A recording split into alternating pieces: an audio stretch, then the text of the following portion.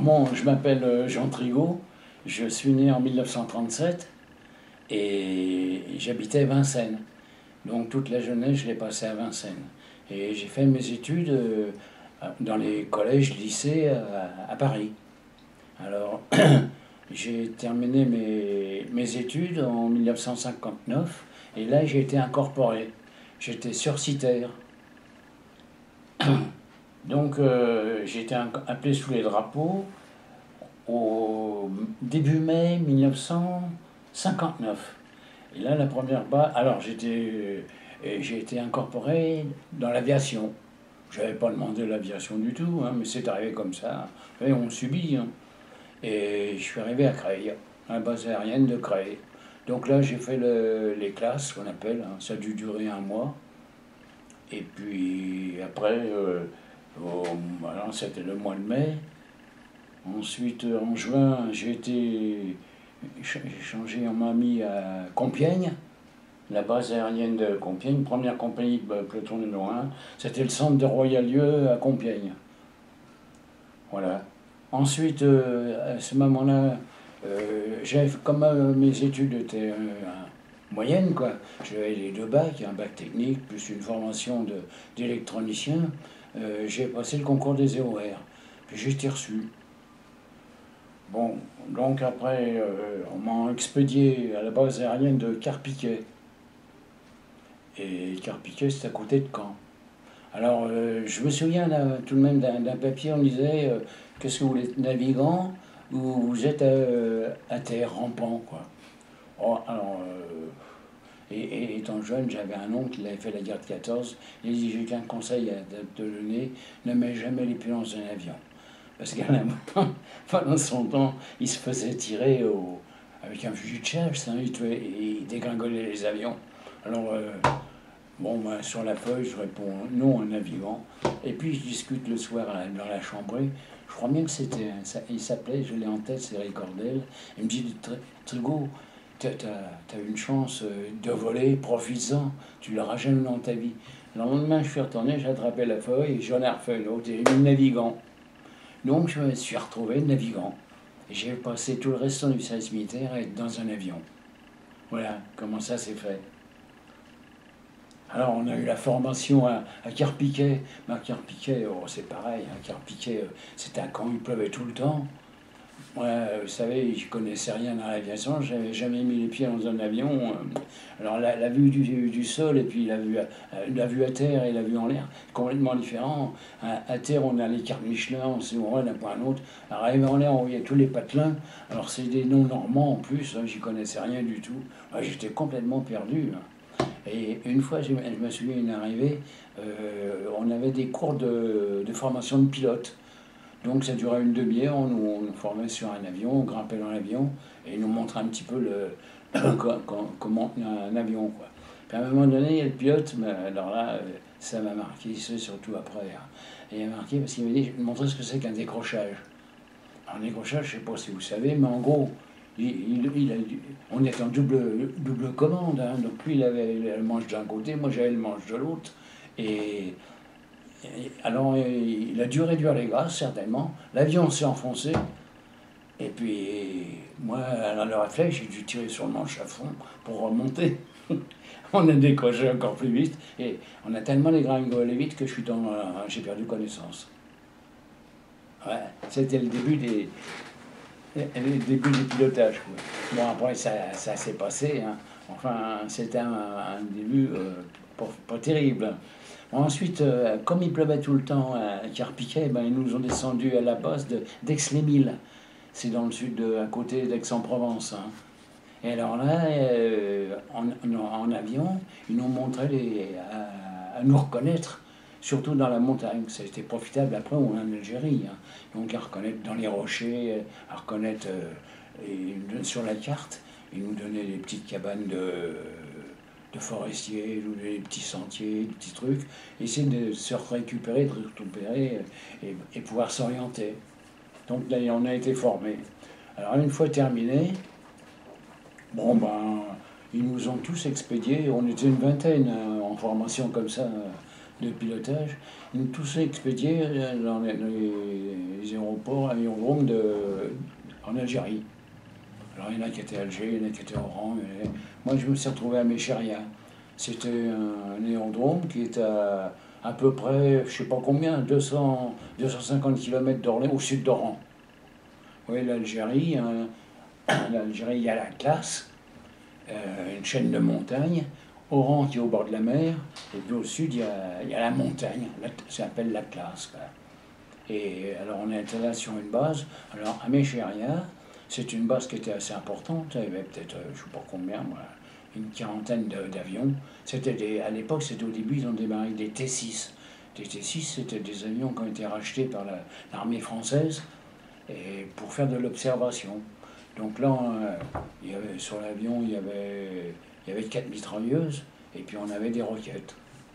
Donc, mon boulot, hein, il y avait un pilote de l'armée de l'air, qui pilotait l'avion. Moi, j'étais derrière, j'avais rien à faire, juste à regarder et à noter tout ce que je voyais. Non, en gros, fallait voir s'il y avait des ennemis, on appelait ça des felouses, hein, qu'on ne connaissait pas, hein, qui traversaient et qui amenaient de l'armement du Maroc vers l'Algérie, quoi. On essayait de récupérer des transports de troupes, des mouvements d'ennemis, quoi. C'était ça notre travail. Alors, de temps à autre, on avait aussi des moments où on aidait l'armée de terre. L'armée de terre nous disait, on est dans un coin, on est bloqué, venez nous aider. Donc on arrivait, puis alors on avait, en mission, quand on partait en mission, on était toujours 2 avions. Il y avait un avion, c'était le leader, moi j'étais derrière, et puis le deuxième avion, un deuxième T6, c'était un équipier. Donc on était toujours à 2 avions, à circuler dans les montagnes et à observer, à chercher, à fouiller, voir si on trouvait quelque chose. Des campements, des camions, souvent c'était des ânes ou des bourricots, hein, ou des dromadaires, ils transportaient l'armement avec les dromadaires. Alors évidemment, un T6, ça fait du boucan, ça fait du bruit. Hein. Donc quand ils nous voyaient, ils s'arrangeaient pour se cacher sous un arbre ou sous des buissons, des trucs comme ça, et ils se cachaient, ou dans les oueds, et on essayait, nous, notre rôle, c'était d'essayer de les trouver. Ah oui, oui, plusieurs fois, oui. Ouais, alors des fois, des fois ça tournait, ils nous tiraient dessus, on leur tirait dessus. Hein. C'était la vie de militaire. Hein. C'était pas la fête foraine, on s'amusait pas. Ouais. Ouais, ça m'est arrivé plusieurs fois. Ça m'est arrivé, il y avait alors, souvent ça est arrivé, c'était l'armée de terre qui nous appelait. Une fois on est arrivé, je l'ai écrit sur un papier, ils nous appellent, et ils étaient dans la montagne. C'était une montagne, il y avait des rochers, on arrive. Alors on arrive à 2 avions, hein. Le pilote, moi je l'entends là, j'étais derrière, mais je l'entendais, il disait qu'est-ce qu'on fait, qu'est-ce que vous voulez qu'on fasse? Alors le gars il dit, on est foutu, vous tirez sur tout ce que vous voyez, quoi, en gros, c'est ça. Hein. Ils étaient perdus. L'ennemi était plus fort qu'eux. Donc quand on est arrivé, alors à 2 avions, vous voyez, avec les mitrailleuses, on a mitraillé. Alors c'est pareil, les félous étaient pris entre 2 feux. De l'autre côté, il y avait les commandos français, puis nous on arrivait par derrière, donc ils étaient prêts. Donc ça s'était vite terminé. Hein. Les gens, ils ont été... Alors nous, on a largué tout ce qu'on avait comme munitions, comme les mitrailleuses. On avait les mitrailleuses, puis après, il y a tout de même l'essence qui était dégringolée. Hein. Donc on est rentré à la base. Voilà. Sur place, sur le coup, ça a duré quoi mettons, en gros, comme ça, une demi-heure, pas plus. Mais un quart d'heure, une demi-heure, hein, ça va vite. Hein. Une fois on part avec 2 avions, je me souviens encore tout de même, parce que moi j'avais le choix de grimper dans un avion, là, avec le leader ou avec l'équipier. C'était la bonne franquette, hein, il n'y avait pas de règle. Et je monte avec l'équipier, et puis on fait notre mission, on n'a rien vu pour ainsi dire. Hein. On a volé pendant 2 heures et demie peut-être. Au retour, je regarde l'avion d'à côté, il y avait sur le siège arrière, il y avait un trou comme ça, au moins. Un trou qui faisait 5-6 cm de diamètre. Donc il y a une balle qui a dû perforer le siège arrière, c'est une tôle. Hein. Donc la tôle a dû arriver dans la balle a dû arriver dans la tôle et puis faire un trou comme ça. Moi j'étais dans l'autre avion, j'ai rien eu. Hein. Oui, c'est un exemple. Hein. Par contre, ce qu'ils avaient tout de même de temps en temps, ils avaient des 12-7, hein, des mitrailleuses. Et voilà, quand je suis arrivé là-bas, au début, au début, ça devait être début janvier 60 par là. Hein, il y a un pilote, il remet eu son collimateur. Et le collimateur, c'est la visée qu'il a à l'avant de l'avion. Hein, et il a une balle qui a fait exploser le collimateur. Donc elle est passée tout près. Hein. Ça arrivait avec les avions, on revenait avec des trous. Hein. Ouais. Ça arrivait de temps à autre. Oh, ouais, toujours toujours des petits pépins. On a décollé, il y avait le réservoir qui n'était pas fermé, hein, ça pissait d'essence. L'avion est comme ça. Il y a la sortie des gaz d'échappement où c'est rouge des fois. Hein. Et puis il y a le robinet, enfin, pour mettre l'essence, il y a 1 mètre. Donc il y avait les flammes qui sortaient d'un côté, puis l'essence de l'autre. Vous voyez, des trucs comme ça. Ou une autre fois aussi, il y a un pilote. Alors on était en protection de convoi, protection de convoi, c'est les militaires qui vont d'un endroit à un autre et qui transportent du matériel important, des trucs comme ça. Et ça se passe en général dans les endroits où il y a pas mal de rochers, des trucs comme ça. Il peut y avoir les félouses qui les attendent, quoi. Hein. Donc on arrive là, on est en protection. Nous, quand il y a les avions en général, il se passe rien. Hein. Parce que les autres, ils sont pas fous, tout de même, ils savent qu'ils n'ont aucune protection. Alors on arrive, le pilote, au bout d'une demi-heure, il était à tourner comme ça, à droite à gauche, il en avait assis, il ne dit rien du tout, mais il est parti, il a fait une boucle. Une boucle, c'est-à-dire qu'il se remonte, il est comme ça, et puis arrive en haut, évidemment, et panne d'essence. Ça a coupé l'essence. Alors on était dans ce convoi, on était comme ça, et puis le moteur a arrêté. Il faut dire que c'est un monomoteur. Hein. Si le moteur est en panne, on n'est plus qu'à se cracher. Quoi. En fait, le pilote, il a bien réagi. Alors normalement, ils ont des robinets d'essence, et il y a un réservoir à droite et un réservoir à gauche sur les ailes. Hein. Et normalement, tous les 20 minutes, une demi-heure, ils doivent croiser les trucs. Mais là, il avait certainement oublié de le faire. Ouais, des petits incidents comme ça, on a, quoi. Qu'on a eu aussi, c'est une fois, il y avait un vent tellement fort, les nuages nous doublaient. Donc on n'a pas pu voler. Donc on est rentré tout de suite à la base et puis on n'a pas volé. Qu'est-ce qu'on a eu aussi comme autre ennui? On a eu une seule fois tout de même, un vol de criquet. Alors là, c'est immense. Hein. Wow, on était 100 mètres de hauteur. Alors l'avion, on faisait soit du radada, c'est-à-dire un ras de la montagne. Et l'avantage, c'est que s'il y a des troupes au sol ou un ennemi, on les surprend. Oui, parce qu'on se cache derrière la montagne. Et puis, pour voir un peu mieux, on se met à 200 mètres de hauteur, 300 mètres de hauteur. Puis quand on a terminé, après la mission, quand elle est finie, qu'on rentre, on se met à 1000 mètres d'altitude, à peu près. Quoi. Alors les criquets, on les a vus, ça fait une grosse boule, c'est une masse qui est toute grise, hein. C'est immense. Hein.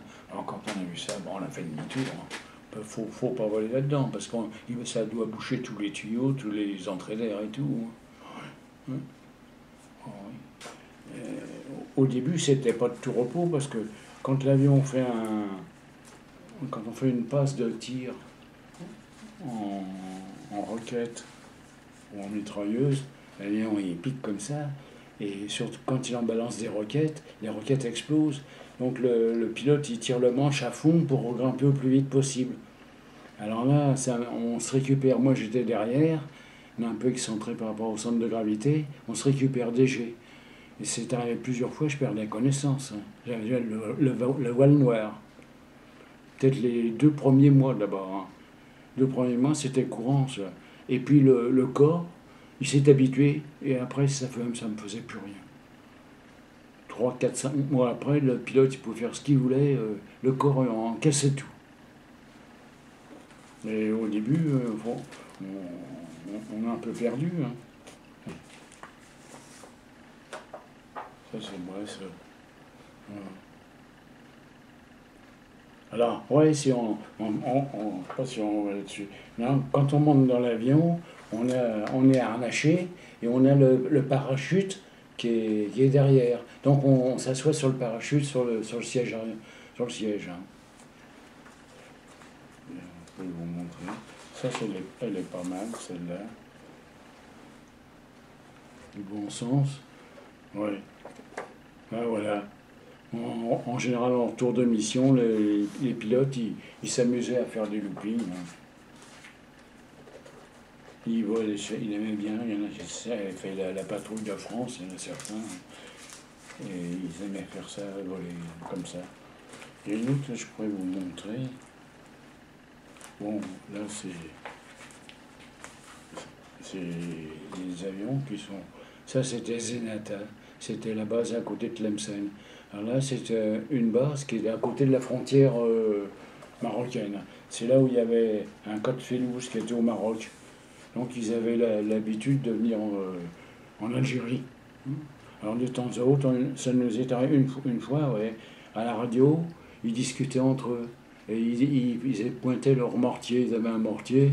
Il y en a un qui dirigeait, tu tires un peu plus fort, un peu plus loin, tu tires un peu à droite, tu vois. On entendait le matin. Ça c'était toujours sur les hauts plateaux, hein, dans la classe, la base de Mécharia avait des T-28. Et l'hiver, il y a de la neige. Il fait froid, hein, il fait froid. Et puis l'été, il y a entre 40 et 50 degrés. Alors l'été, pour monter sur les tôles d'aluminium des avions, on mettait des gants, hein. De toute façon, on se brûlait les mains. Un linge pour le décollage. Ouais, on décollait côte à côte, deux avions qui décollent ensemble. Ça, c'était un T-28. C'est là où on habitait, on avait des bâtiments. Ouais. Alors, c'était des filoles, ils appelaient ça. Donc c'était assez important. Et là, on voit, il y a 1, 2, 3, 4, 5, 7, 8, 9, il y a une vingtaine d'avions là, ouais, une vingtaine d'avions.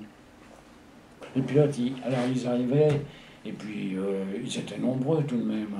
Alors il y avait une différence aussi.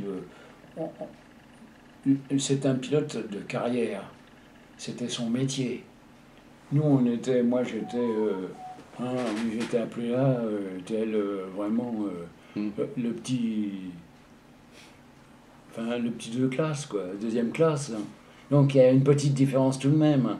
Et lui, c'était tout de même, les pilotes, c'était tout de même des hauts niveaux. Hein. C'était pas n'importe qui.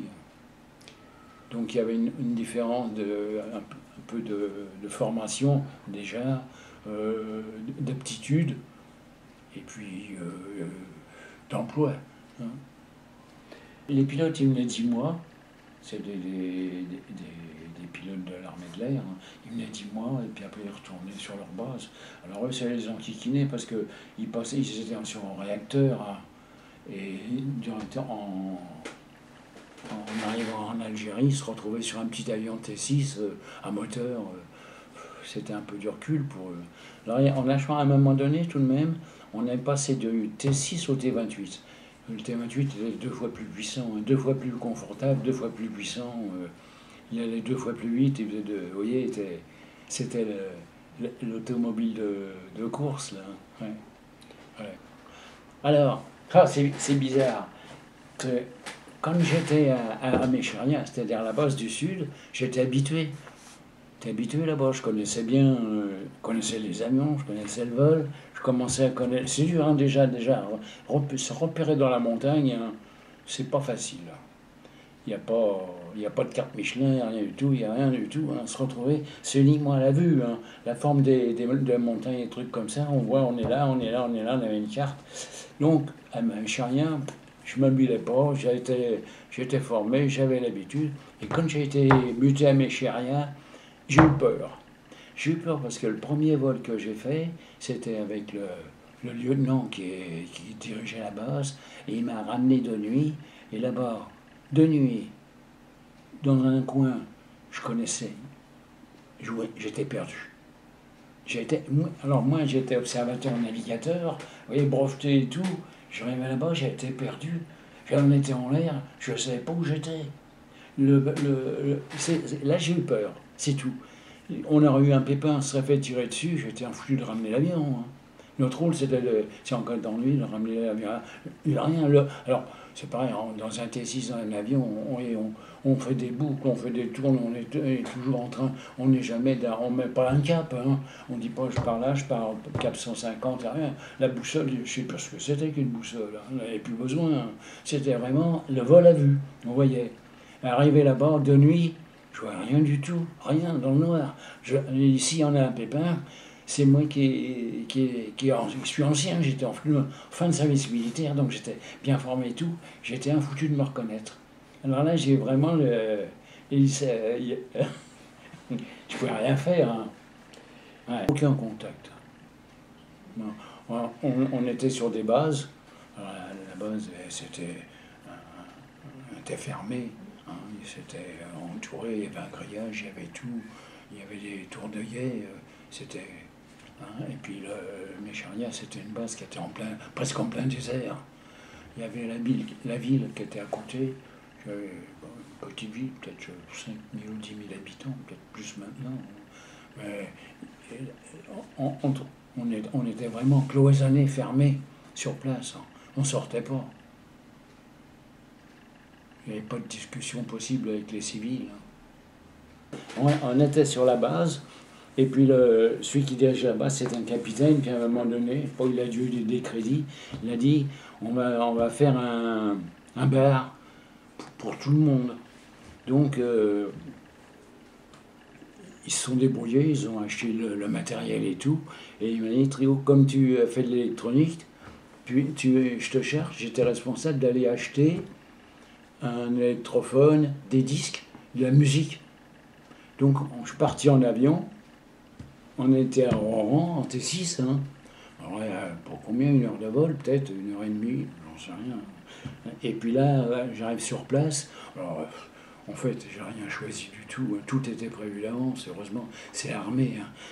C'était telle boutique, ils avaient acheté tel matériel, il y avait tel électrophone, tel amplificateur, tel truc. Donc j'ai pris le matin, j'étais chargé de la livraison, j'étais le livreur, quoi.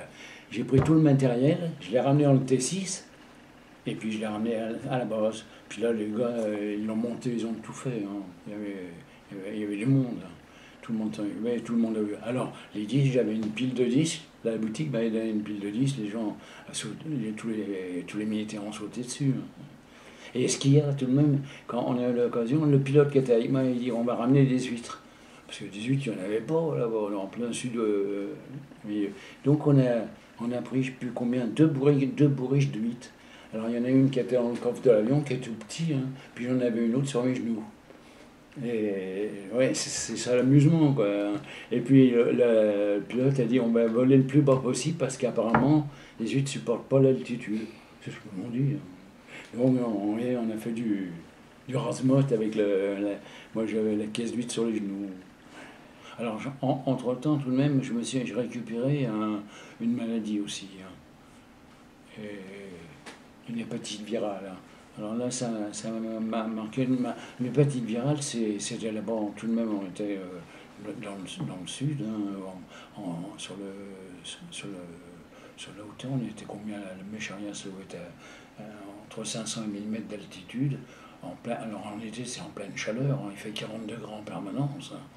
Et l'hépatite, d'une part, je ne mangeais plus, j'avais plus faim, je transpirais à grosses gouttes. Et j'ai perdu du poids, et puis on est à mort, j'étais sur une civière. Hein. Alors là, ils m'ont rapatrié en avion, à l'hôpital de Rouen, puis là, arrivé à Rouen, c'était mieux. Ça s'est calmé tout seul. Alors, j'ai eu la réponse tout de même, parce qu'au début, je pensais qu'ils m'avaient donné des médicaments pour me guérir et tout, et j'ai appris ça que en 2020, j'ai eu l'occasion de discuter avec un docteur militaire, vous voyez, et là il m'a dit qu'il n'y avait aucun traitement pour l'hépatite. Donc à l'époque, les gens qui récupéraient cette maladie-là, ou bien ils décédaient, ou bien ils s'en sortaient. Alors combien il y en a eu, ils sont morts, j'en sais rien. Ouais, c'était comme ça, ouais, c'est bizarre. Et alors après, j'étais à Méchéria, et en revenant à la fin de cette maladie-là, hein, j'ai été muté à Zenata. C'est une base qui est au nord, à côté de Tlemcen. Et, et puis alors là, j'étais fatigué et tout, du visage chaud. Puis après, au mois de juillet, je suis rentré, c'était la fin du service militaire. Alors je me souviens, je suis rentré chez moi, j'habitais à Vincennes à l'époque, hein. Quittant l'Afrique du Nord, j'arrivais à Paris au mois d'août, j'avais froid, hein. Là-bas, il faisait 40 degrés, il me retrouvait en France à un temps comme aujourd'hui, 20-25 degrés, hein. Et puis j'ai repris, au retour, après, j'ai repris mes études tout de même, hein. J'étais au Conservatoire des Arts et Métiers pour faire un peu de. Qu'est-ce que j'ai fait, des mathématiques, et puis j'ai fait c'était de l'électronique à l'époque, à la fois. Voilà. Alors du coup, quand j'ai terminé le service militaire, je suis rentré, et puis j'ai repris mes études, j'ai continué mes études, et puis j'ai fait. Enfin, je suis resté dans l'informatique, hein. Donc après, j'ai fait 20 ans de dépannage ordinateur. Bon, alors, ils reviennent souvent longtemps après, hein. On s'en souvient, il y a des moments où c'était plus ou moins. Il y a les deux. Il y a le côté acrobatique qui était amusant. C'est du sport, hein. Pour les pilotes, c'était du sport faire ça. Puis il y a le côté militaire, hein, où il y a des coups de feu. Alors là, on subit, hein. Et puis, bon, c'est un peu la vie militaire, c'est la routine. Au début, on est un peu surpris. Et puis au bout d'un certain temps, après, c'est la routine. On continue, on fait ça pendant des mois et des mois, en attendant que ça se passe. Puis à la fin, on n'a qu'une hâte, c'est avoir la quille, quoi. Et voilà.